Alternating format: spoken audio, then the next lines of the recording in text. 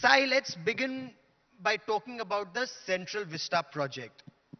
Just by renaming Rajpath as Kartavya Path, is this decolonization that we're talking about, or is there something much deeper that's happening right now in our country? So I think, first of all, thank you for choosing this particular topic. I think it's extremely relevant. Perhaps prasangik is the word that it translates to as far as Hindi is concerned.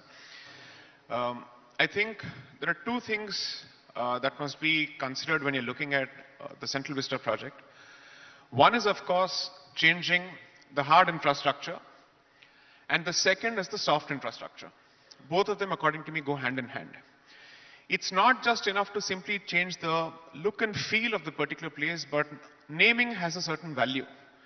So, of course, contrary to popular perception that naming is essentially merely a symbolic or optical activity, I believe it has a deeper resonance. And that is, of course, one of the beliefs as far as Hindu philosophy itself is concerned. But the larger message that I think is being sent, or at least is sought to be sent, is that perhaps Bharat is moving away from its colonial vestiges and is trying to reinvent itself on its own terms, using its own, let's say, philosophy. And therefore, if you're looking at merely independence from a political perspective, it translates to Swarajya. But applying your own principles and value systems to the manner in which you govern yourself and the manner in which you operate, it translates to Swatantra. So in that particular sense, I think you are actually moving in that particular direction. Professor Menon, are we moving in the direction of decolonizing our mind? Because on the Central Vista project, you saw it as a surgical strike happening on Delhi or on the people of this country. Yes, you see, there's no doubt of the fact that we have to move on.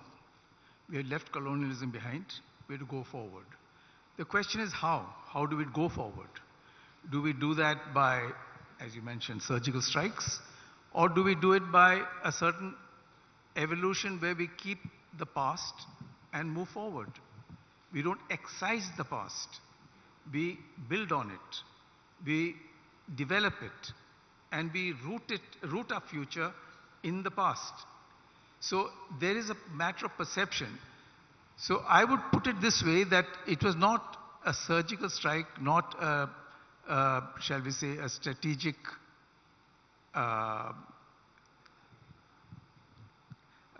masterstroke, but it was sort of a post-colonial self-goal. We have sort of forgotten the fact that we are a civilization, a long civilization, and we have to move on, keeping all that, the good and the bad of the past, and move forward. Sanjay Nirupam ji, 1968 तक, 1947 में स्वतंत्रता मिली, 1968 तक king George पंचम की मूर्ति central Vista में थी. तो क्या वो मानसिक दास्ता लगातार रही है हम लोगों के मन में कि 2022 में जाके राजपथ का नाम कर्तव्य पथ किया गया? देखिए, ऐसा है, आज हम एक ऐसे एज में जी रहे हैं जब एक इंडियन ओरिजिन का व्यक्ति इंग्लैंड का प्राइम मिनिस्टर बन रहा है, ऋषि सुनक. हम एक ऐसे एज में जी रहे हैं जब पतंजलि ने मेरे ख्याल से 2500-3000 साल पहले जिन योग सूत्रों को लिखा, बनाया, वो पूरी दुनिया योग में रंगी हुई है.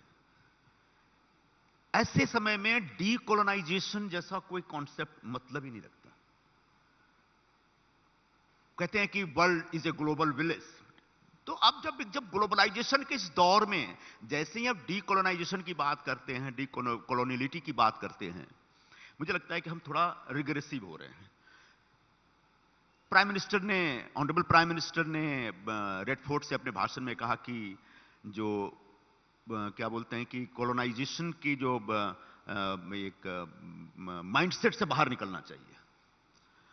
ये सच है, ये हिंदुस्तान के इतिहास का हिस्सा है कि हम वर्षों तक कॉलोनाइज थे. इस बात से इनकार कोई नहीं कर सकता, इसको कोई मिटा भी नहीं सकता. आप राजपथ को कर्तव्य पथ कर दीजिए, औरंगजेब का जो नाम है रोड के ऊपर, रोड औरंगजेब का नाम बदल दीजिए. कोई औरंगजेब का समर्थक नहीं है, लेकिन औरंगजेब का पन्ना आप इतिहास से नहीं निकाल सकते. That's a part of your heritage, that's a part of your history. मैं क्या कहना चाह रहा हूं? मैं ये कहना चाह रहा हूं कि अब एक रोड का नाम बदलने से कुछ नहीं होगा। आप नया भारत बनाना चाहते हैं, बिल्कुल बनाइए, हम आपके साथ खड़े हैं, लेकिन नए रोड बनाइए ना।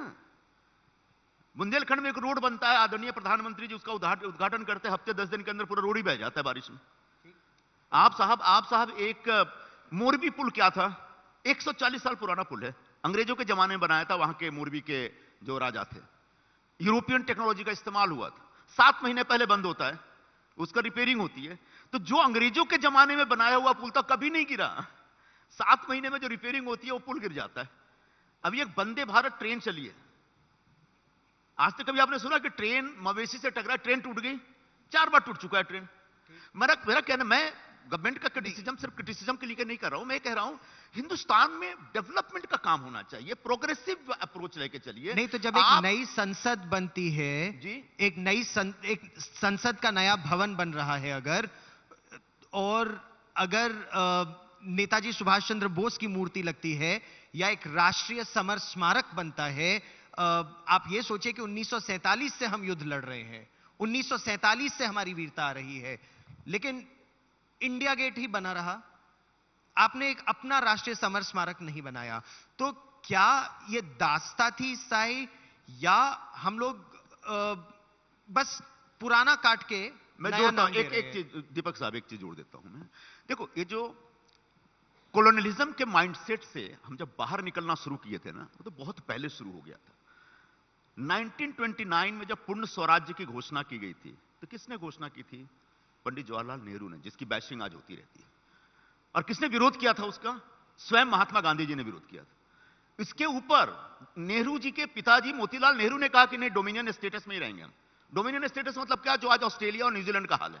यानी तब नेहरू जी ने कहा कि हमको इस दास्ता की मानसिकता से बाहर निकलना पड़ेगा, हिंदुस्तान की अपनी पहचान बनानी पड़ेगी, और उसके लिए उन्होंने 1930 में 26 जनवरी को तिरंगा लहराया, और वही 26 जनवरी बाद में रिपब्लिक डे बनता है। माय पॉइंट इज कॉलोनियलिज्म के खिलाफ उस माइंडसेट के खिलाफ निकलने का प्रयास, जो प्रक्रिया है वो बहुत लंबी है, बहुत दिनों से चल रही है।